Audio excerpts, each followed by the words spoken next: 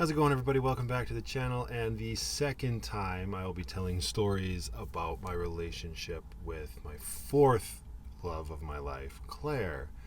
I was thinking about this. I actually have to go. I went back and I watched the last entry. I do that quite frequently when I'm about to continue the story of the person that I'm talking about and the time that I was with these people and the relationship that we had. Because more often than not, in this style that I'm doing this, so much time has passed. I wasn't really sure what I talked about. I don't want to really repeat myself. And one thing I picked up on, in that last episode, was very messy. I don't think I really gave it a lot of thought. The bare bones and the structure was there, and of course, but I feel like I was trying to talk about absolutely everything all in one go that was the relationship that Claire and I had. And in doing so, it was a little messy, I guess. Not necessarily messy, but it felt convoluted, at least for me. And we're coming up on the end of chapter 4 of my van life here. And that's, I like to style this entire chapter around these relationships because I do truly believe that all 5 of them helped define who I am and taught me a whole lot of life lessons about what I want from a relationship, what I want out of life, and what love really does mean to me. And I noticed that, I have in the past and with the other girls talked about some of the good times and whatnot. In my head, when I'm talking about heartbreak, that by and large signifies the end of the relationship, right? And I don't know that I've spent enough time truly talking about those good times. Now, that being said, a lot of the relationships before Claire were a long time ago. So trying to remember everything is hard. And the unfortunate truth of the matter is, by and large, it will always be the bad stuff that you will remember more than the good stuff. That just seems to be the way it is. There's an unfortunate saying that you'll be remembered for the mistakes you made rather than the triumphs. That's because I think as humans we do tend to focus on the negative stuff more often. It's just look no further than YouTube. Right? The titles and the thumbnails that get clicks more often than not are the ones that are part and parcel negative. Even if there's not a lot of negative crap happening in the video. That's just, y'all are sycophants. And I know not a lot of people watch these, and that is totally okay. I get that. For those of you that do click on these videos and enjoy the story time, thank you very much. I was gonna do it anyway because this was an important part of my life to do. So with all of that being said, I want to, in this story time, focus on some of those really good times that I had with Claire. Because I think at the end of the day, or the end of the relationship, to keep this all on point, if you can focus on the good times and remember the laughs that you had, the times where your heart was just overflowing with love and kindness and compassion, it will help you get over the terrible feelings that come along with heartbreak and a breakup and separating from another human being. I've talked about in these stories that it's not good to lose yourself. It's not good to just be starting to identify as a couple as opposed to 2 individuals who happen to be sharing their lives together, and that is absolutely true. But even if that is in your brain and you're focusing on that, when that relationship ends and you go your separate ways and you are staring down the barrel of moving on with your life alone, or at least without that person, it's hard. And the last thing you want to focus on in that moment are the positives, because they're just going to piss you off. At least that's how it is for me. But now that I'm so many years removed, looking back and really focusing on and remembering the good times has helped immensely. Because I'm a pretty passionate guy. I'm a pretty emotional guy. I get quite heated. I get quite angry. I get quite sad. So to see myself here now being able to talk about these things in this way, I think a lot of that is due to the happy memories that I have with all of these individuals. So now that all of that is out of the way, where were we? I'm living in a strange city that I'm slowly becoming more familiar with. I'm with a girl who has a job that I do not agree with at all, but we are having fun. And that really was my focus at this point in my life. We weren't living together yet, but we were spending almost every waking minute together, as I usually enjoy doing when I'm with somebody. When I'm in a relationship with somebody, I do like making everything in my life about them. Can definitely come across as a not a good idea, but in the moment it does. It just feels really good. You feel like you have this partner in crime. You have this person who has your back, that you can tell all of your deepest, darkest secrets to. You can make those inappropriate jokes that will never be socially acceptable, but you two find it funny. And it's just, I was riding this high and I was thoroughly enjoying it. We had that, like I spoke about in the last entry, we had this, I don't know if amazing is the right term at this point in my life, but an awesome schedule where we were sleeping till noon and up until 3 or 4 in the morning. And there's this one story that I was thinking about earlier where this is another reason why Claire just like, I mean, it's a small thing and a lot of people scoff at it, but it doesn't matter. It is who I am.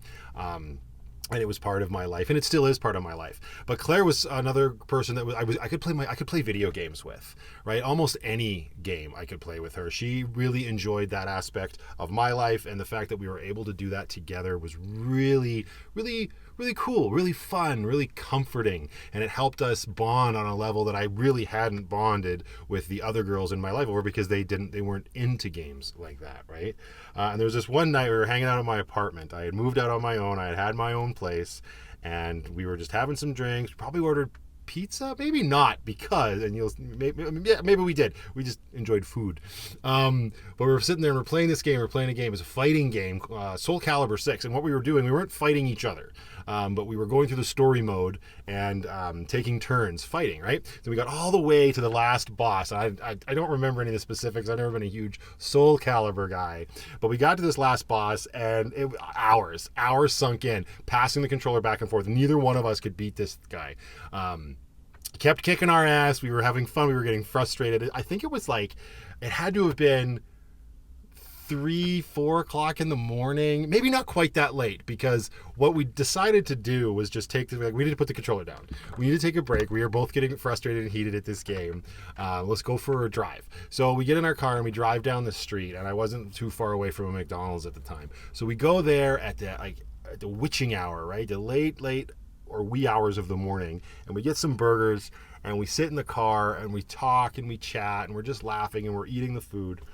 And then after we're done, we go back to the apartment, and the game was still on pause, so we go back into it, and first time. I don't even remember who it was. I don't even remember if it was me or if it was Claire, but whoever it was that picked up the controller first beat that last boss, and we both just felt so happy. We were both just like, see, this is what we need to do more often. We just need to take these long breaks. Just step away, take a minute, take a breath, stick a burger in your face hole. Stop stressing about it and come back to it with a clear mind. And it's so funny because I'm talking about a video game, but I mean, that's something that you can actually apply to a lot of stress in your life if you're trying to solve a problem. And I've implemented that a lot when there's certain things. Yes, still with video games too, but with any situation I might be having a hard go with. And I definitely credit that moment when we were playing that game, and we decided at 2 o'clock in the morning, we'll say 2 o'clock for the sake of argument, to go off, get some McDonald's burgers and fries and a couple Cokes probably, and then we came back and we just solved our problem at that time. And it was just, I don't know, I look back on that time, or that night with Claire especially, just bonding, having fun, and problem solving in a weird way together was so great. Also, as time was going on, we got to stay focused here on what was happening in this relationship. Is, as much as I said at the end of the last video about her, I don't think she wanted to make the decisions or the sacrifices that she made. I should actually maybe course correct myself and say that I think in the moment she actually did. At the actual moment, I think she was so in love with me, she wanted to make those changes. She wanted to make those sacrifices, not thinking how it might make her feel in the end. And she did. She quit her job, and she ended up working with me at the bar. She started bartending and waitressing, and at this point I was a full-time manager, and we were having a lot of fun at that point as well. It was really cool to have this job with my girlfriend, and we're doing it together, and we were we felt like this unbeatable team, which was really cool. Another time, another thing that not have to, but I will always give Claire credit for, and I find it funny because being an Alberta boy, especially most of the time in Calgary, you got to keep in mind during most of these stories, we're up in Edmonton. That's where we're living right now. That's where she's, not where she's from, but where she was when we met and everything. So that's primarily where we were. But me being a Calgary boy, born and raised, you all know how I feel about the town of Banff. Well, most of you probably do. I love it. And I had never been there. Never once. Because yes, I've been going to BC my entire life. But if you're not familiar with the way the Trans-Canada Highway works when you're going from Calgary, past Banff, you don't go through Banff. Banff, you have to leave the highway in order to get to the town, right? Plus, you got to pay to go there because it's in a national park. And it was primarily in my head, it was always just like this ski town, right? And I've never been into skis, like downhill skiing or snowboarding. I tried snowboarding once. I fell on my ass so many times. I said, never again. So I never had any real reason to go to Banff. Well, it was Claire who thought, you know what? I want to treat you to a weekend. We're going to go to Banff. You've never been. I'm going to get us a place at this hotel, which is like playing it, or like, sorry, saying hotel is a little weird. I can't remember the name of it right now, but it was more like, not a resort. It was like these like cabin style. It was a hotel. Let's just call it a hotel for the sake of argument. So it's 2013, and Claire and I, she finally gets my butt out to Banff. And guys, I fell in love with the town. Had it not been for Claire pushing me to do that, I never would have done it. We stayed at this beautiful little cabin. It was this, I say cabin, but it was like really nice, rustic, like stereotypical Banff, if you're familiar with it. And it was just the weekends. We were there for 2 nights, 3 days, and wandered around the town. I took in all the sights. It was not like we hit everything. We didn't go on the staples. We didn't go to the gondola. We didn't go to the hot springs. But we just walked around. And Claire had basically taken me to this place that had been so close to me for the previous part of my life that I had never gone to. I'll never get over the fact that I couldn't believe I had never been there and so immediately fell in love with it. And that was all because of Claire. If it hadn't been for her, I don't know that I ever, well, and that's like a bit hyperbolic, but I don't know if I ever would have made it to Banff. But the fact that she did, and I don't think it was, I think we went there more than once. We had to have, but regardless, I started going there after Claire, and I still go there to this day, and I love that she took me there. It's not like she twisted my arm. I didn't try to not go, but the fact that I had never been, and it wasn't until I met this girl, I was like, all right, let's check it out and see what it's like. And I just, that's my little paradise when I'm in Alberta. And I love the fact that Claire was the one that took me there. That's such a nice memory for me to hold on to. And every time I roll through there, I always think of her in the most positive way, which is really nice, because of course there were hard times that would eventually come with her.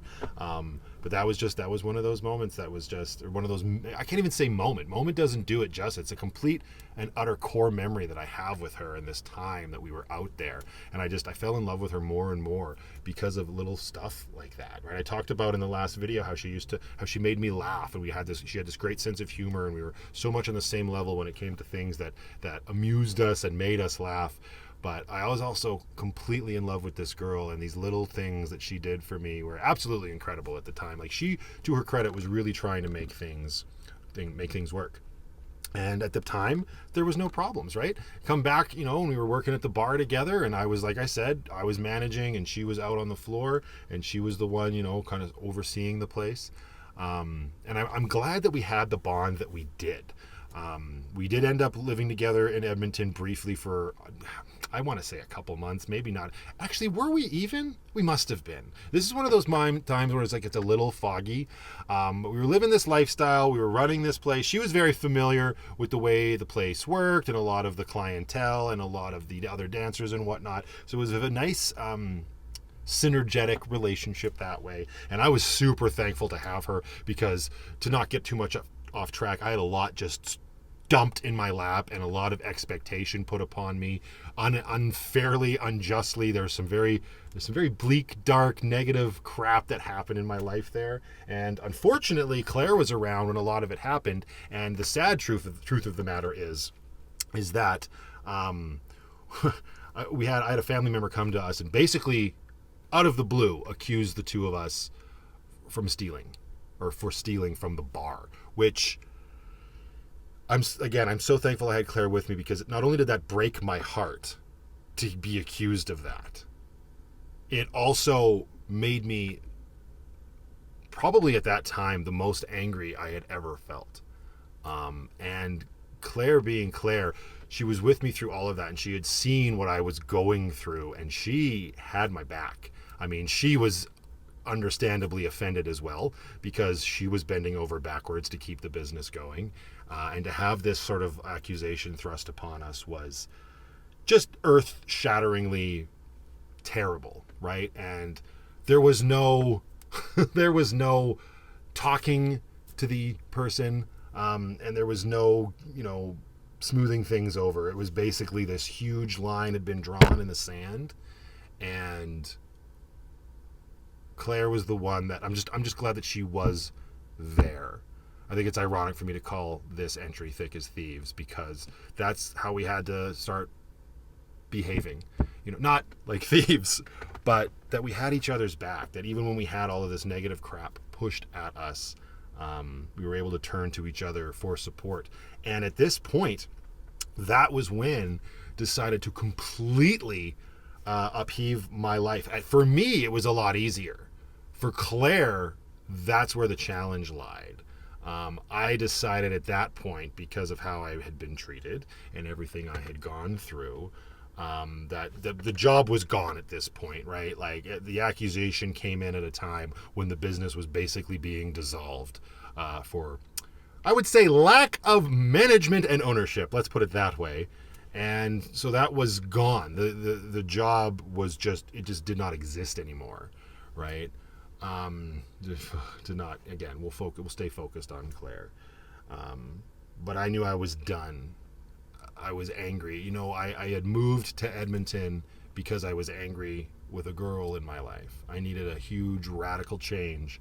And I was up there for 4 years of my life, from 2009 to 2013. And it was anger that made me make the decision to move back to Calgary. And I've been here ever since. And Claire, God love her, said, "Yeah, I'm coming with you. We're going. That's it. This is our life. We will be fine. We need to get away from this." And we did. We left. My mom actually sent me an advert for a job in Calgary as a school photographer. And before we even left Edmonton, we were staying. We had left the condo where I was, and we had stayed one night in a hotel there, right on the southern side of Edmonton. And that morning, over breakfast, before we hit the road coming back to Calgary, I applied for that job as a school photographer. And if you've been around for a while, I did end up getting it and whatnot. And Claire and I pointed our vehicles south. What the hell was she driving at the time? I don't even know. I still had my red Jeep Wrangler at that time. We pointed those vehicles south. No. I mean, we did. But I think I had a U-Haul. I think Byron came up, helped me move all of my shit into a U-Haul, and we barreled south.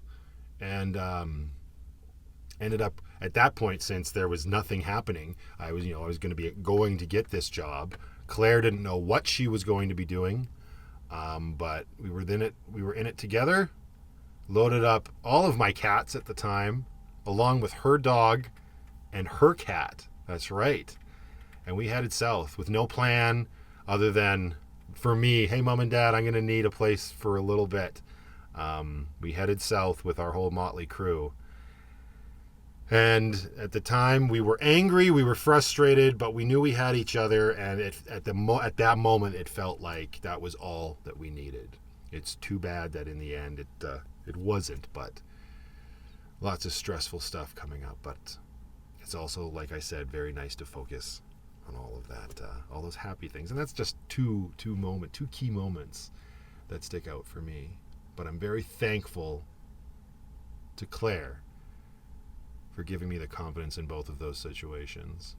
Not even confident, but just confidence to go out to, explore stuff in my backyard, I guess. And to take breaks when you need it. Anyway, thank you very much for watching, everybody. Until the next one, just go out there, be happy, be creative, be yourselves, and most importantly, just be positive.